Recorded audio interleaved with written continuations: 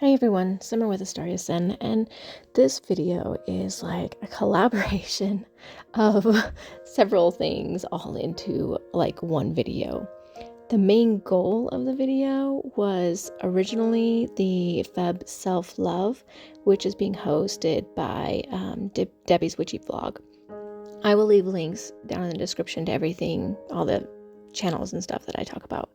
But anyways, so a while ago, like maybe over a year ago, I watched this video from Treasured Books. She does paper crafts, and she was making tiny houses out of scrap.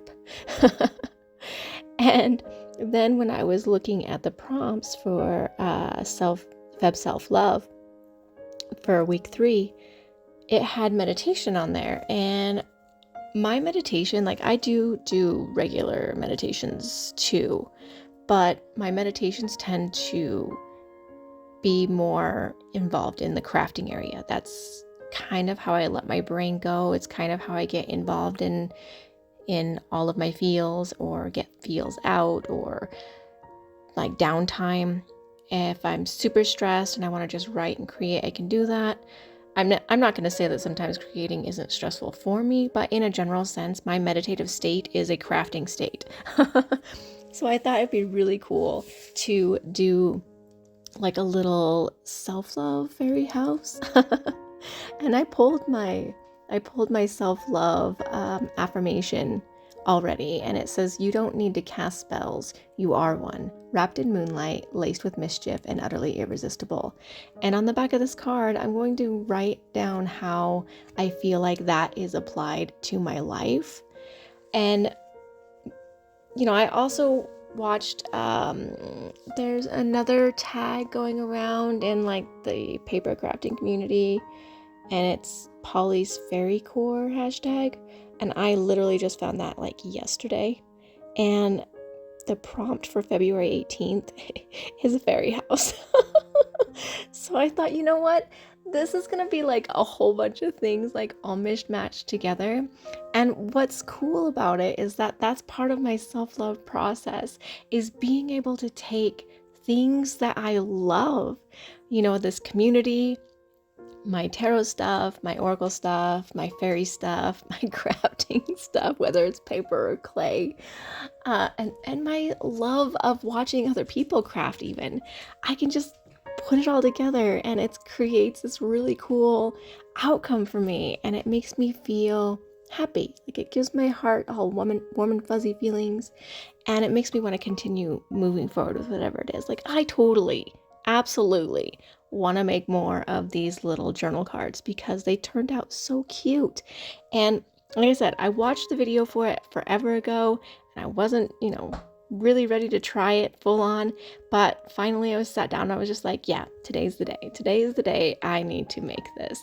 And the really cool part was it was all just scrap stuff I had laying around already. I didn't have to take out a whole bunch of extra stuff or anything like that. I could just sit down at my crafting table, pull out all my little scraps, and then put it together. And then I already have my affirmations cards done, so I just pulled that on top of it. Originally, at the beginning of this video, I thought I was going to use that little fairy girl. It's a cutout from a book, and I'm not going to use it. I thought I was going to, but it just wasn't feeling quite right or working quite right with what I wanted this to look like. I wanted it to be a fairy house. I wanted it to be super whimsical. I wanted it to apply to my self-love affirmations, and I also wanted it to apply to the Polly's Fairy Core challenge. So I just really tried to let my mind wander and just accept whatever was coming through. The creative process is huge in trying to help heal my brain. And there's plenty out in the world that tells you, creativity is part of self-help and healing and stuff like that.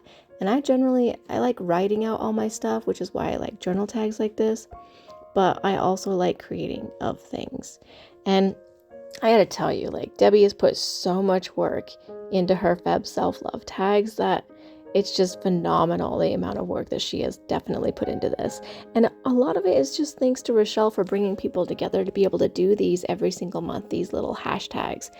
And I'm kind of gonna be sad when this tag is over because I really love the self-love tag, but I'm just gonna continue moving forward with it. Like, Debbie provided a ton of material and I couldn't possibly get through it all in a single month. So I'm just doing little bits and pieces here and there and just kind of like going with the flow of it, whatever I have time for. And that's a part of self-love too, because when we're loving ourselves, we're accepting what we can and can't do about things too. And that's a really hard process for me. Like right now, I've come to terms with some things that I have to give up, I have to release. And that's probably going to be a part of this, this prompt card, this journal card, because that's also part of, you don't need to cast spells. It's like, it feels like you don't need to try and do something you don't actually need to do in order to up yourself, to I don't know what the word is I'm thinking of, but there's a process in my brain that goes with it. So sorry. Anyway, so that's what I'm just going to use this journal prompt for, is that kind of idea. Like, I don't need to do something. I can want to do it. And if it's part of my self-love journey, my self-healing journey, and self-confidence journey, because confidence is my word of the year, then I'm going to do it. But if it's not, then I'm going to try to let it go. So that's kind of what I'm working with. But now I'm going to, shut up, let you guys just watch the rest of the process. It's not really, a super big deal or anything like that. And I do pull an oracle card here at the end to help with this journal card entry. So thank you guys so much for watching. I hope you have a very great day.